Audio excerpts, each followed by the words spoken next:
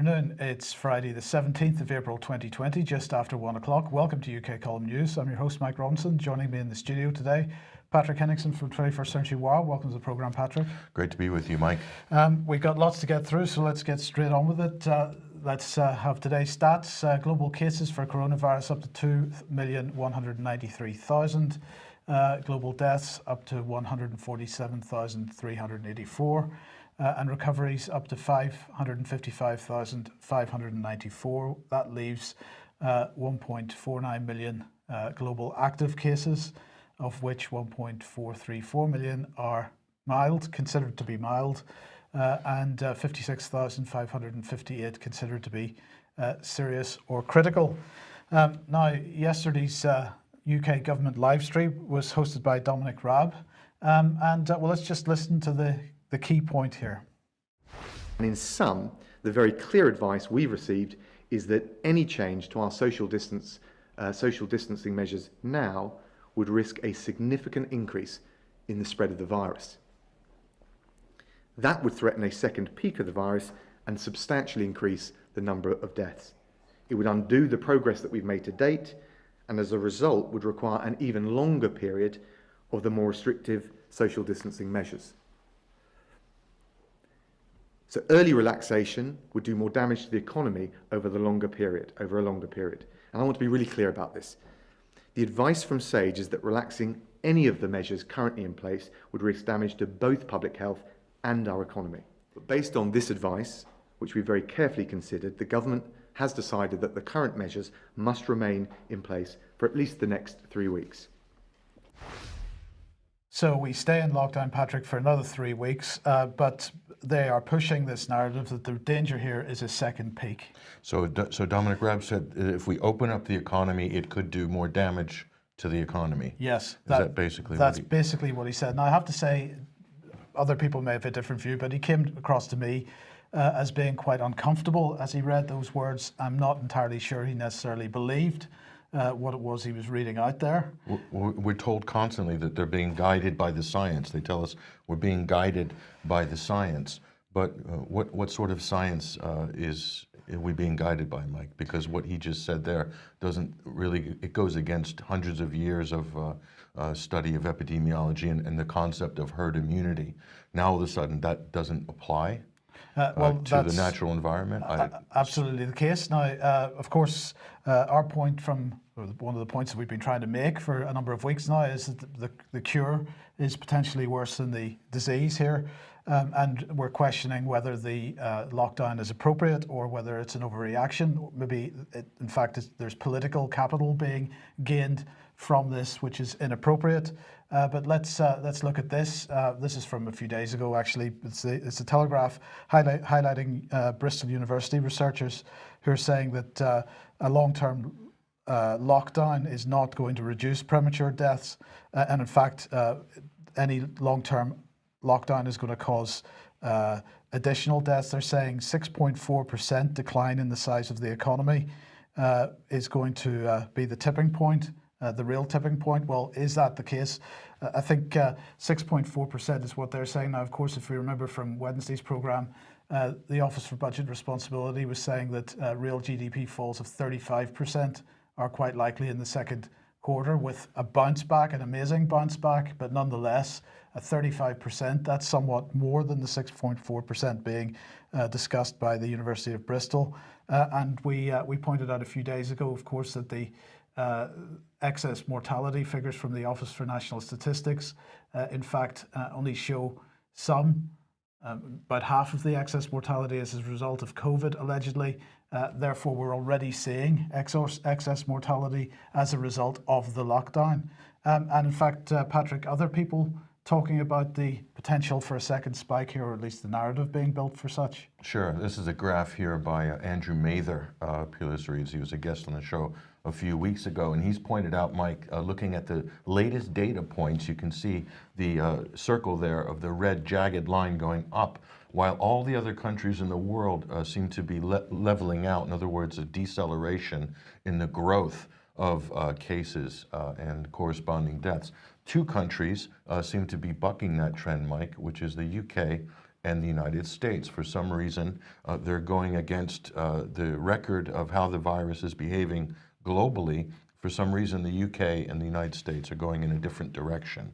And so we have to ask the question, what is causing this? Because the virus itself shouldn't have any prejudice, in theory, against the Americans or the British, right? It should be neutral, the virus. It does what it does, is what Andrew's saying. A virus does what it does. So where are these numbers coming from? What's driving these high death numbers in the last couple of days, these latest data points in the UK and the US? This is an important point of debate. Of course, you've addressed some of those possibilities in your last couple of news broadcasts, Mike. Absolutely. Now, of course, the lockdown, the justification for the lockdown being driven by so-called experts. And I was interested in a little bit of video that the BBC had on the front page of their website today of Andrew Marr speaking to Stephen Fry.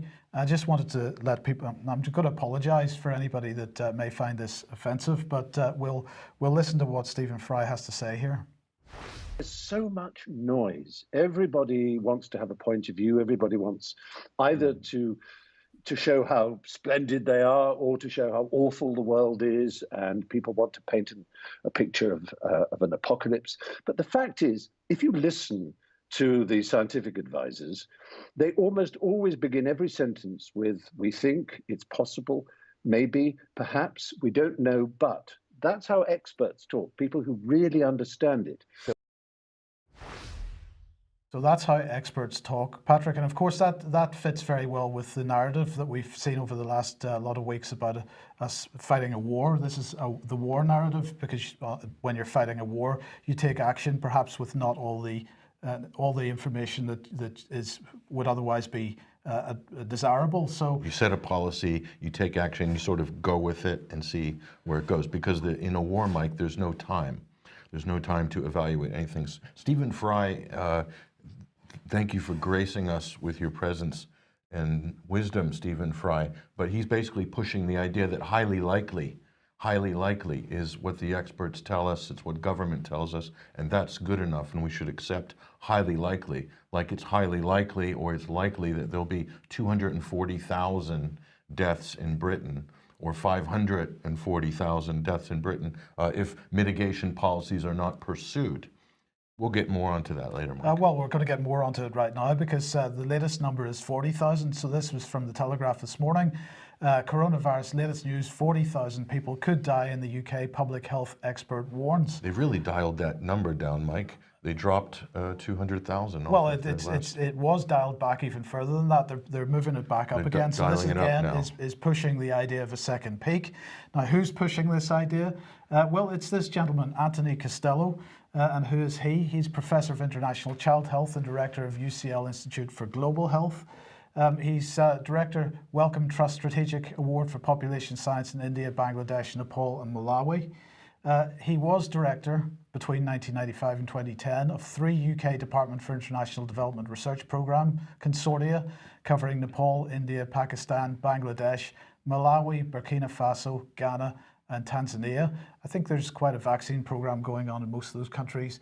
Well, he is consultant or facilitator to the World Bank, UNDP, UNFPA, USAID, DFID, World Health Organization, UNICEF, Medical Research Council, Save the Children, UBS Foundation, the Big Lottery, and the Health Foundation.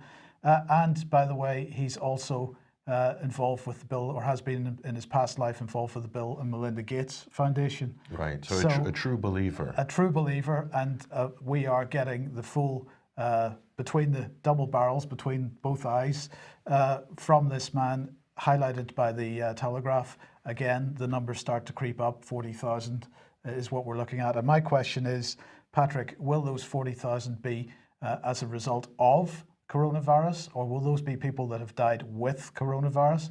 Or in fact, will those be people that have died without coronavirus at all, but have either been left on the sidelines by the National Health Service because they've been completely focused in one particular area to the detriment of everything else, or the people that have died from stress, from suicide, from domestic violence, and so on. We'll be coming onto the domestic violence issue a little bit later, but we are already starting to see deaths from the lockdown.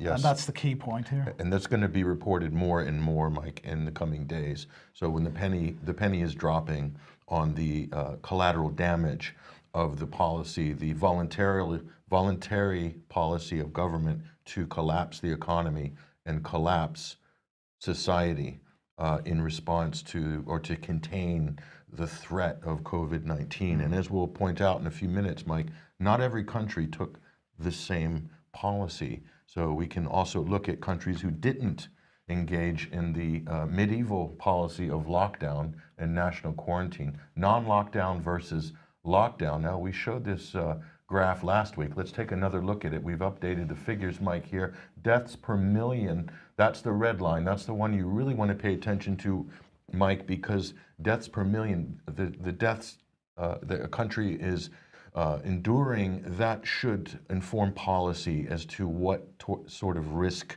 the public is at. So this is why it's a very important number. So let's look in. On the left-hand side, you'll see the non-lockdown countries with Mexico in the middle.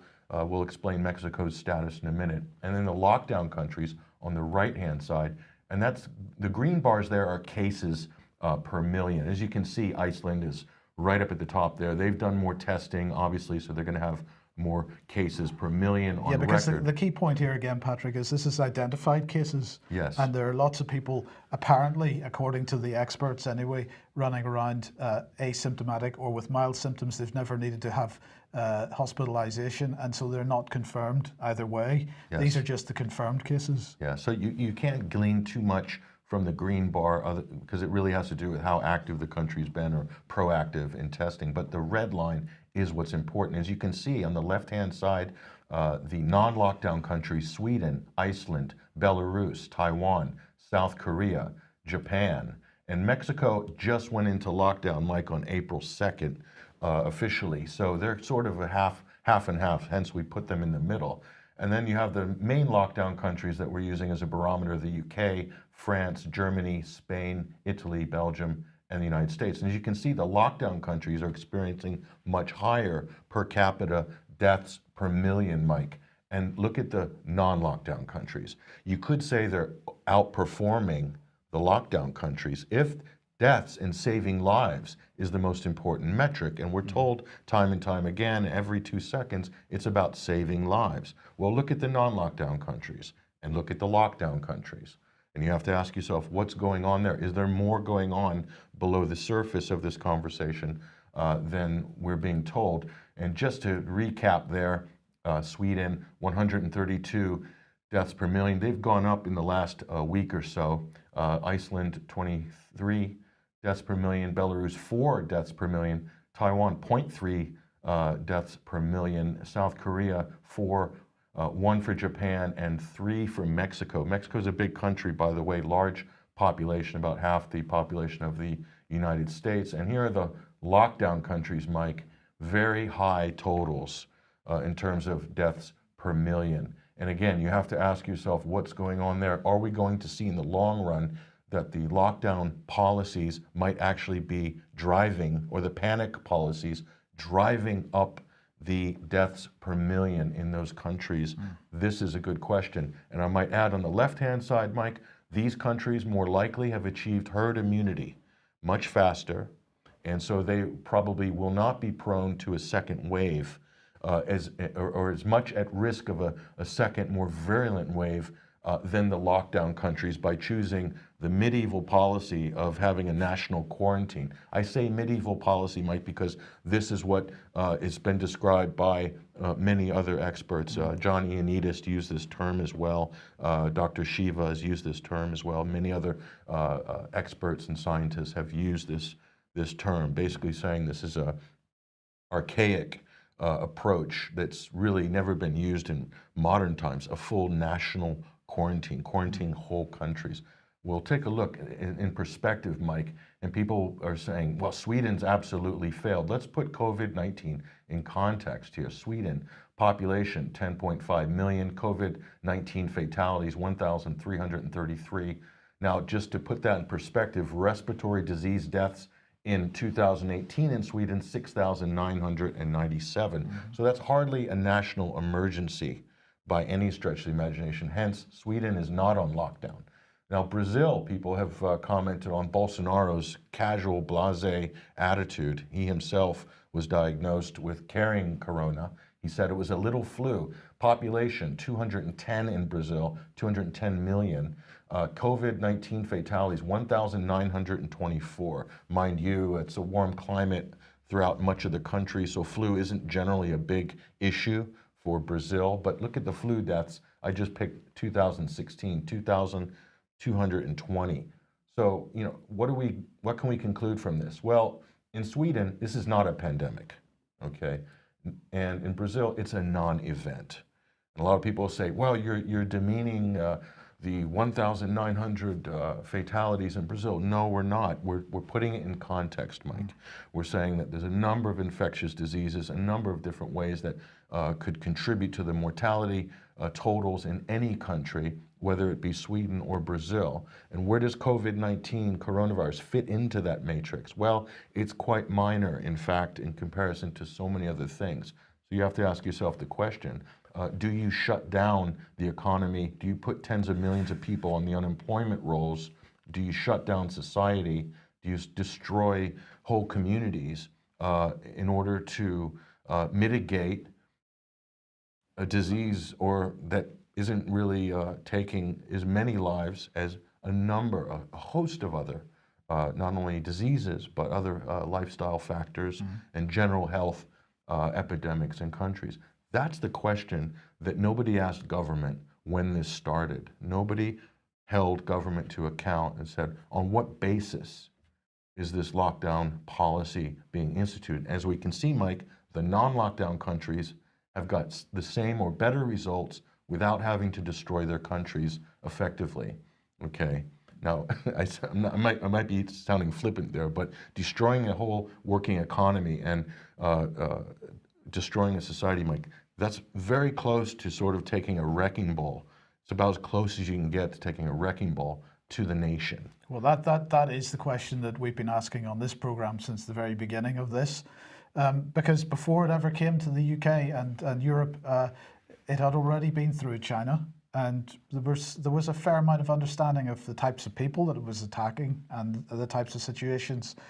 So anyway, look, that's on a national level. Patrick, USA, you mentioned there, but of course the United States is really like a subcontinent of countries, individual countries. So each state has its own rules in many cases. Some states are in lockdown, some states aren't in lockdown. So what's going on there? Well, let's look at one of the extreme cases here of sort of draconian measures. This is the state of Michigan. Of course, the Daily Mail's put a heavy political spin on this, as are much of the mainstream media. Protesters waving MAGA flags, defying social distancing at a major protest at Michigan State Capitol. Governor Gretchen Whitmer is really under fire with a lot of residents because of her new strict stay-at-home orders that are even more strict than some European countries, Mike. Let's take a look at this. But obviously, this is the image here that really sets the media ablaze. These are local militia in the state of Michigan. Of course, they're coming armed. You can see them AR-15s. That's not a shocking sight if you're from a state like Michigan or an open carry state in the United States. But of course, to European readers, they might be shocked at seeing people with guns like this, but yeah, they're exercising their Second Amendment. Look, we're going to show a little bit of video in a second, but in the video, the questioner makes a comment about Confederate flags. I don't see too many Confederate flags in that particular image. I think there was a truck flying a Confederate flag, and that made headlines on MSNBC, and they did a whole segment on that, basically saying there's the racist element to this. But so anyway, hundreds of people came out, Mike, and it was a major protest. And we'll look at the reaction of Democratic Governor Gretchen Whitmer here. This is a segment with MSNBC. Let's take a listen. What do you make of the fact of people flying Confederate flags on your streets to protest a stay-at-home order that's meant to save their lives? It wasn't really about the stay-at-home order at all. It was essentially a political rally, a political statement that flies in the face of all of the science, all of the best practices, and the stay-home order that was issued. You know, this looks like a lot of people, and it felt like a lot of people, but in the bigger scheme of things, Michigan's a state of 10 million people, the vast majority of whom are doing the right thing. Our hospitals have stepped up, our nurses, our doctors, the average citizen who's staying home or is contributing in some way to help people on the front line. That's the story of really what's going on here. This group, this small group of people that came together without masks on, who were passing out candy and with bare hands to children, who were congregating together, who were, brandishing their weapons, who were having, posters of being anti-choice. I mean, this was a political rally. It was a political rally that is going to endanger people's lives because this is precisely how COVID-19 spreads. And let me just add one more thing. The cars were blocking one of our hospitals, so an ambulance literally wasn't able to get into the bay for 10 minutes. This is the kind of behavior that extends the need for stay-home orders, that spreads COVID-19, that overruns communities, and this is precisely the worst thing that could have happened today. I'm all for people having a difference of opinion. If people are angry, and I know there's a lot of angst and people are feeling it and they want to direct it at me, that's fine. I can take it. But showing up and being this irresponsible is not just endangering their own lives. It's endangering all of our first responders and our ability to meet the needs of the people of this state who are all trying to do the right thing. I mean, she's really in message, Mike, with the UK's talking points, isn't she? Absolutely. So she's pushing the same type of narrative that the lockdown will end sooner if you behave yourself. If you don't behave yourself, it's going to continue. And she also put out talking points like this is how our first responders are being put in jeopardy because of people out exercising their First Amendment rights, protesting, and that's total demagoguery, complete exaggeration. This is not how the coronavirus spreads, and the COVID-19 and the coronavirus. People have coronaviruses, but COVID-19 are related conditions. This is the, quote, disease. So most people are asymptomatic. We'll look at what she said about this here, Mike. Here she is. We apologize. This is the only picture we could find with her, with Joe Biden. He's the Democratic nominee for president here. But this is Gretchen Whitmer, and this is what she said. They, the protesters, absolutely impacted people's lives today and threatened people's lives. And we'll never know the precise number of COVID-19 cases that came as a result of this gathering, but we know that there will be some. Obviously, she doesn't know, and she can't know, but she's saying that they threaten people's lives by being outside there. And she continues here. We'll just say what else she has to say. There are definitely people who are asymptomatic, functioning in society, that continue to spread the disease. That alone, Mike, is a bit of an oxymoron. Well, it's an absolute fear porn statement. She is pushing the idea that you cannot trust the person you're standing beside because they may be asymptomatic and therefore spreading the disease. You've got to be scared of them. And that if you're asymptomatic, you have a disease. And that's not true. That's not a factual or a scientific statement. Mind you, this is the governor of Michigan talking here. And so she says, we're seeing continuous positive tests. She's talking about asymptomatics. And precisely events like this, which contribute to how long we're going to be under the stay-at-home order that they were protesting. So she's saying, if you're out protesting, we're going to keep you under lockdown longer, basically. And there she is with Joe Biden. And we don't know where Joe Biden's left arm is there, Mike, but it's out of shot. Yes. But moving on, so here's Gretchen. She reads the mean tweets. This was during her campaign. But let's look at what's going on here in Michigan with the lockdown. This is her new policy. No gathering of any people who are not part of a single household. Forbidden, okay? No travel to in-state vacation or second homes. Large stores can only have 4 customers per 1,000 square feet of floor space. And apparently no areas are allowed to be open, Mike, have to do with carpeting, flooring, furniture, garden centers, plant nurseries, or paint. I can't understand why that is the case. I think she doesn't want people doing any work on the home during the lockdown period. So no motorboats or jet ski use. That's a big problem in a watery, lake-filled state like Michigan. So let's take a look here. Now, in contrast, this is my home state, Nebraska, so I'm particularly interested in what they're doing. It's a non-lockdown state, Nebraska, the Cornhusker state. So what are they saying here? This is what the governor is saying. Traveling outside home, the governor hasn't issued any stay-at-home orders. Gatherings, 10-person limit in public. Businesses, no statewide directives. Use your own discretion. Quarantines, no statewide travel quarantine. Mandatory quarantines for COVID-19 patients and households, yes. So targeted quarantines for people who are ill. Bars, restaurants, takeaway only. And also beaches and parks, no statewide directives, up to their discretion, whoever's operating it. So it's a common sense policy, very similar to Sweden. Let's take a look at the United States here, Mike. Non-lockdown versus lockdown. This is the USA. Again, deaths per million. That's the red line. That's the one you want to look at. So in terms of the non-lockdown countries, you have the main five: Nebraska, Iowa, South Dakota, North Dakota, Arkansas there on the left-hand side. And in the gold, you have Colorado, Indiana, Kentucky, Ohio, Michigan, New York. We picked a few Midwestern states, Mike, to give a kind of like-by-like comparison. We put Michigan there on the end. You can see that's Gretchen Whitmer's state. Yeah. They're not doing particularly well under their strict lockdown measures, Mike. But let's take a look at the numbers there. Deaths per million: Nebraska 11, 8 for Iowa, 4 for South Dakota, 12 and 12 for North Dakota and Arkansas. Colorado, Indiana, Kentucky, Ohio, much higher, in fact.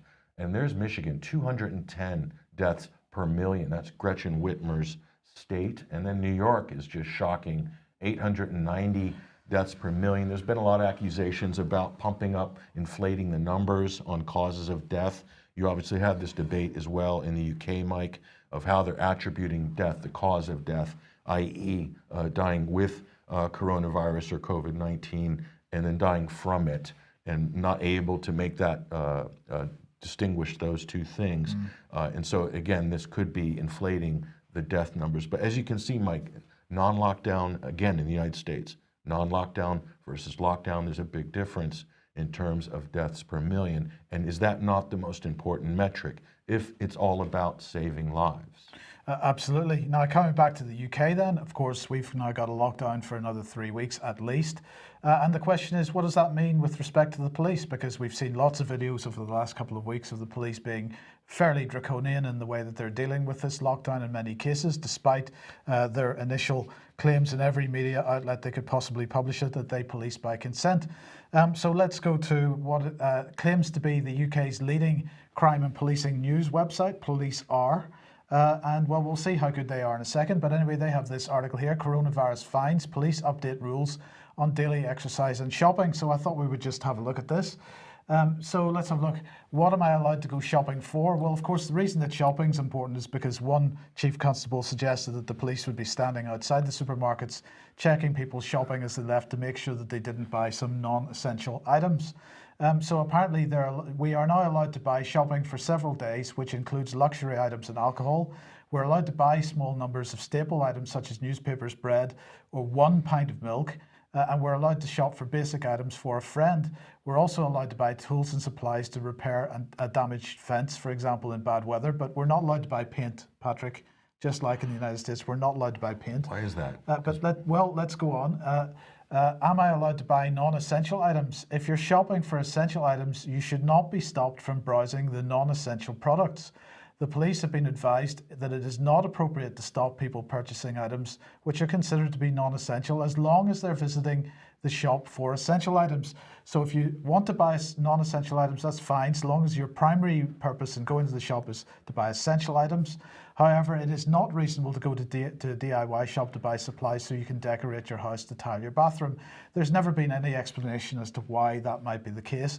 And we've also got to remember all the way through this that there is nothing in the law to underpin these statements. This is being made up as they go along. And this is, if people permit this, if people permit the police to make the rules up as they go along with no legislative underpinning, or lawful underpinning, then we are really on a slippery slope here. So let's keep going. What daily exercise am I allowed to do? You'll notice that the word to do is all one word there. It's not separate words as it should be. We are allowed to run, cycle and walk. We are allowed to walk in the countryside or within cities.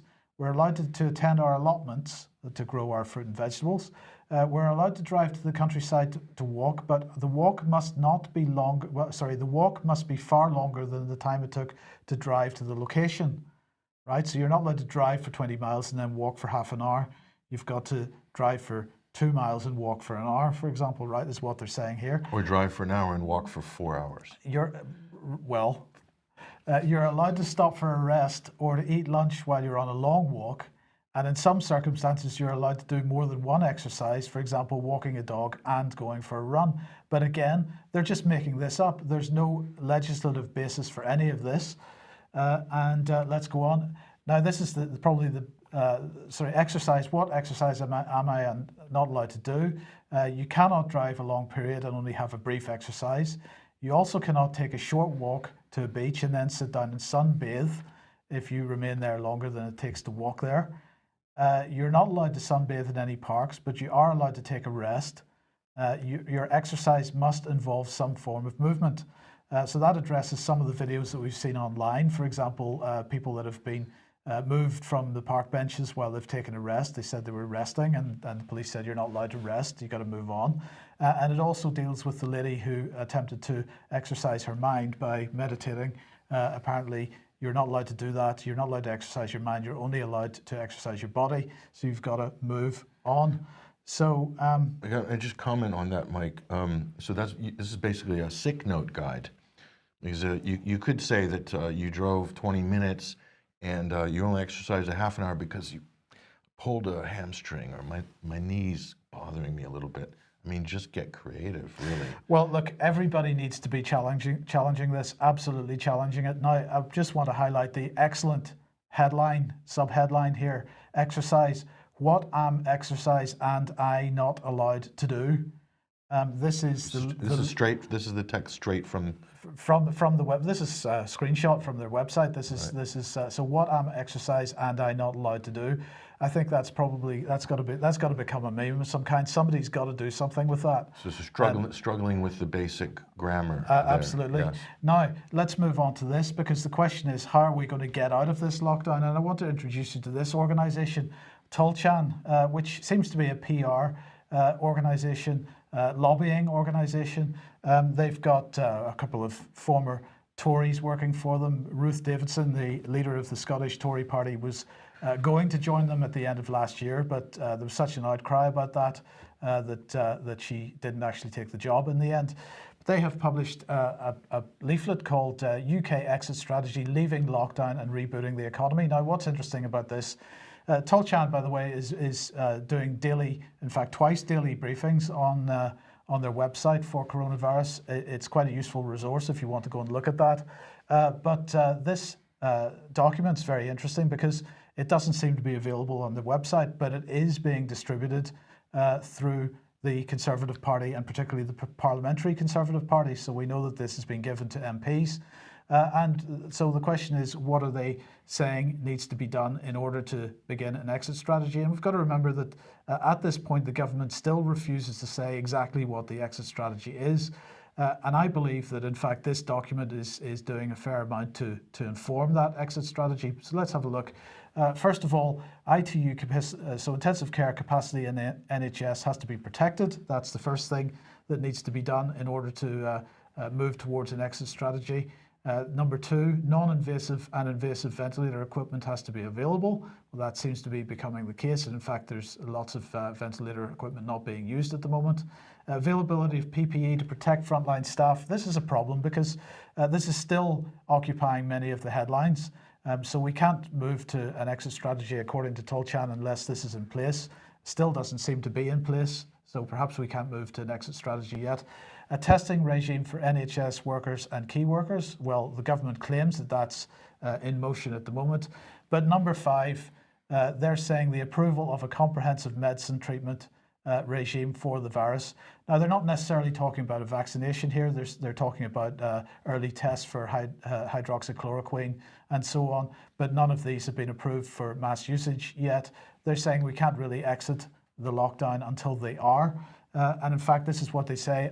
Once these 5 conditions have been met, then it will be possible for ministers to address various elements of lifting the lockdown. And might add, Mike, this is exactly what the United States rolled out last night when Anthony Fauci addressed the nation in his press conference. They're calling it a 5-phase system with what they call gating, where you have to tick the boxes in order to move from phase 1 to phase 2. So they're going staged lifting of the lockdown, same exact principle that you're seeing here. Okay, perfect. So let's see what they say next.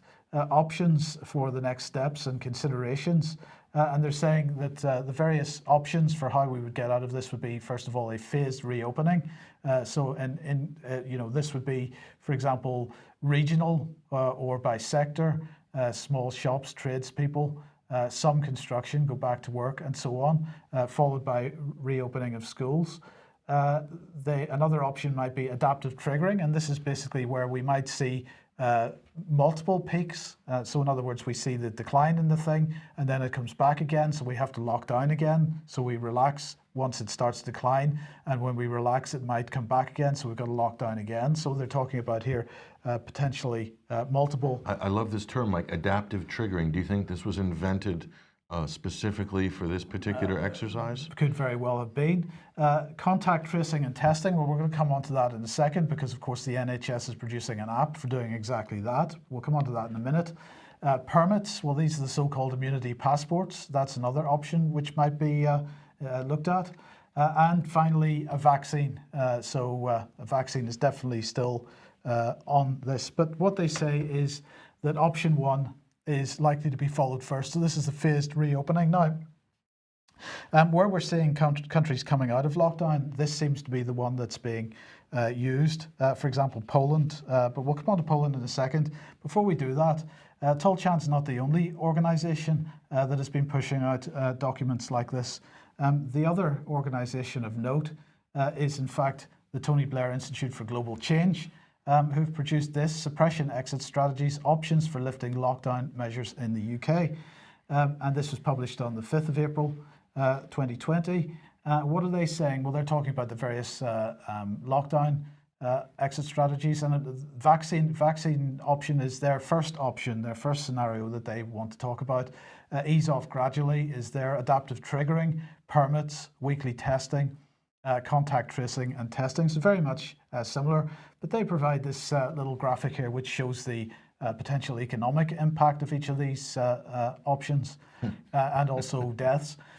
So what they're saying is that lockdown until there's a vaccine would create the largest economic impact, but it would have the minimum number of deaths, and to ease off gradually would be the maximum number of deaths. And you'll notice that the ease off gradually option is in around the 400,000 deaths mark there. It's just ridiculous. We're run out of time, so we've got to move on here, Pat. But look, then they talk about NHSX, which is the NHS's digital innovation unit, developing a system similar to Trace Together. The app would log users' proximity using Bluetooth. 60% of the population would need to be signed up for it to be effective. And mass testing would need to happen alongside it. And they're talking about possibly weekly testing here as well. Of course, they're saying that civil liberties will be protected naturally, as you would expect. What can you say? But they're also talking about things like geographic and demographic segmentation, as we've seen already. So if we compare these proposals, Patrick, to what's going on in Poland, for example, what do we have? From the 20th of April, they're intending to open forests and parks first, but people still won't really be allowed to go there. But the parks will be open, but you're not allowed to go into them. Interesting.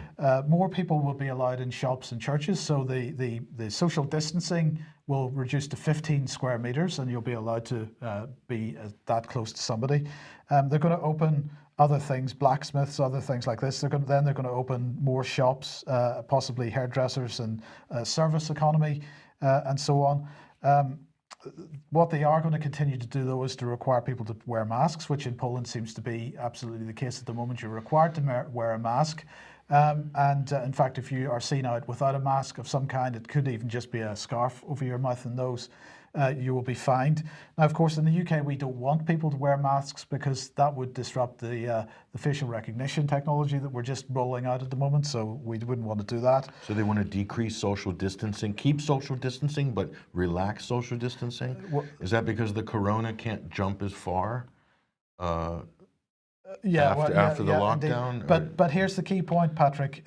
Information technology is absolutely being pushed. Home working, we're seeing these in both those documents in the UK about what our exit strategy would be. This is the same in Poland. Of course, this is ushering in a complete restructuring of the economy, and we're looking at the fourth industrial revolution here being moved forward somewhat. All of these requirements that you've just shown, Mike, for ending the lockdown, all of the details, all of these different phases, 1, 2, 3, 4, 5.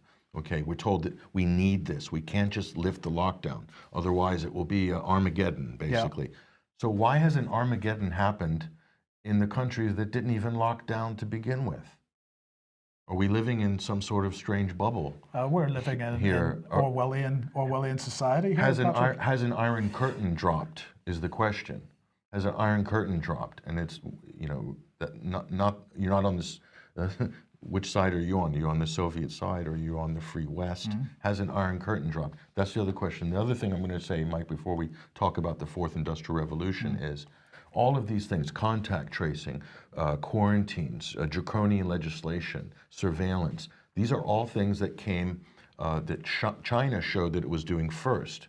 And the West, Europe, and they're all deriding China, and Trump saying the Chinese virus, etc. But they have copied China chapter and verse on how to attack the so-called coronavirus pandemic. They're adopting every single draconian measure that China is rolled out already, and they want to copy it verbatim, Mike. So we have totally taken China's lead on this, okay? Absolutely. But the Chinese have a very different political and social system than we have in the West, and this is going to mean an end to civil liberties and basically democracy in name only, living in a free country in name only, okay? And the question is, why are we following the Chinese lead on everything? Well, look, every time they talk about exit strategies, they talk about returning to normality, Patrick, and the question is, what is the new normal? Well, this is an important article here. This is by Corey Morningstar. This can be found on her blog, but also up at 21st Century Wire. And she's saying, COVID-19 by design, ushering in automation, artificial intelligence, and the fourth industrial revolution. A big part of this, Mike, is universal basic income. It's rolling this out very quickly on a massive scale. We can see this is exactly what has been achieved as a result of the voluntary economic collapse and takedown of economies in the, quote, lockdown states. So they're ushering in very aggressively this thing called the fourth industrial revolution, making a lot of people, quote, redundant, or getting people used to what they call the new normal. And let's look at this concept of the new normal, Mike. And the Canadian Prime Minister, Justin Trudeau, has made a statement that should shock people. In the new normal, he's basically saying that I know people are interested in when things will go back to normal. The reality is, it's going to be weeks still, the Prime Minister said on Tuesday. It's going to be important to get our economies going, but we're going to have to remain vigilant until such a time as a vaccine is found. And Mike, everything that we've shown in the last 10 minutes, whether it's contact tracing, immunity passports, or waiting for a vaccine, all of these things are basically what Bill Gates and the pharmaceutical industry is advocating, which is to forget about natural herd immunity, forget about this human history. We need synthetic immunity. So we can't do anything. You need to remain locked in your homes until a vaccine is ready, or under strict social distancing orders and all of these draconian measures until a vaccine is ready. Totally eschewing and ignoring the whole concept of herd immunity, which is a real thing.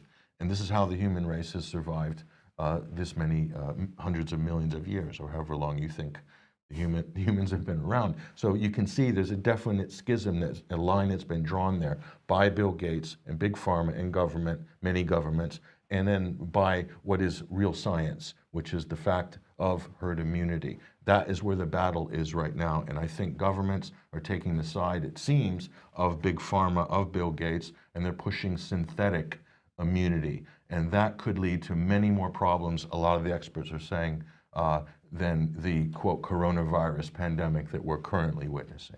Okay, so let's come on to this, this issue of the NHS and what they're doing here. Of course, it's all about tracing people, tracking and tracing. And in fact, it's not just the app. The app is a front end to a much bigger back end system.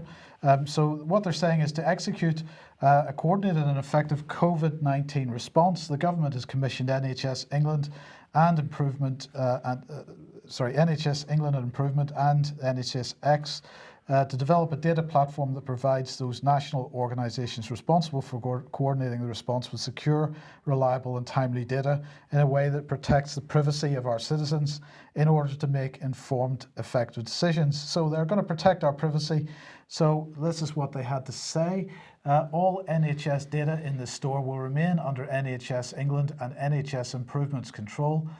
Once the public health emergency situation is ended, data will either be destroyed or returned in line with the law and the strict contractual agreements that are in place between the NHS and partners. What partners? We'll come on to that in a second. The question is, will this emergency situation end? Will this disease ever go away, or are we going to be needing to protect ourselves from that in perpetuity? Perhaps this system is going to be needed forever. So let's have a look at who the partners are. Microsoft, Palantir Technologies UK, Patrick. A permanent fixture at Bilderberg, by the way, for the last how many years? Absolutely, co-founded by Peter Thiel, and in 2003 has received quite a bit of money from the CIA. Their artificial intelligence and predictions in big data analysis, that's what Palantir do. So apparently in this case they're providing the software Palantir Foundry that powers the front-end data platform. Palantir Foundry, which has been primarily developed in the UK, enables disparate data to be integrated, cleaned and harmonized in order to develop a single source of truth and will support decision making. Foundry is built to protect data by design. A Google Cloud data processing contract is in place. So it goes on. Amazon Web Services, Faculty. For those who don't know who Faculty is, that's a London-based AI technology specialist that's existing partnership with NHSX and is now supporting the development and execution of the data response strategy. This includes developing dashboards, models and simulations to provide key central government decision makers with a deeper level of information about the current and future coronavirus situation to help inform the response. Brilliant. Excited about that. And finally, the last partner is Google. Okay, now I want to draw everybody's attention to this post on Medium. We mapped how the coronavirus is driving new surveillance programs around the world.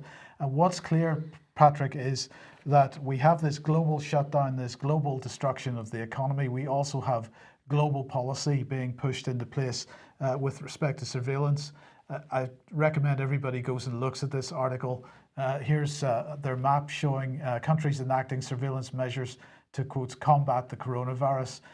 I would argue that the coronavirus is being used as the front to justify this, but we can see that it is significant coverage right across the world, everywhere from the United States to Brazil to the UK, Italy, Russia, India, Australia, South Africa. I believe that map is going to go more orange as time goes on. Mm-hmm. Very interesting. Okay, now if you like what the UK Column does and you would like to support us, then please head over to ukcolumn.org/community where there are options to do that there. And Patrick, what's Donald been up to? Well, this is a press conference here in the White House garden. And as you can see, Mike, this is just a farce. Everybody's in plastic chairs, supposedly 2 meters apart, alternating by rows, crisscross, and it's just ridiculous. So, the fear, what the media and even the White House, even the government's projecting this idea that there's a plague going around and that anybody could potentially give you the plague. And this is exactly what these sort of optics communicate, Mike. It's just ridiculous. So they're basically saying it's no longer safe for anybody, not even government, to be congregating going forward. Well, that's absolutely true. So everybody would be glad to know that our Parliament reopens on the 21st of April, but it's a virtual Parliament. It will not be a real Parliament. The seats will remain empty.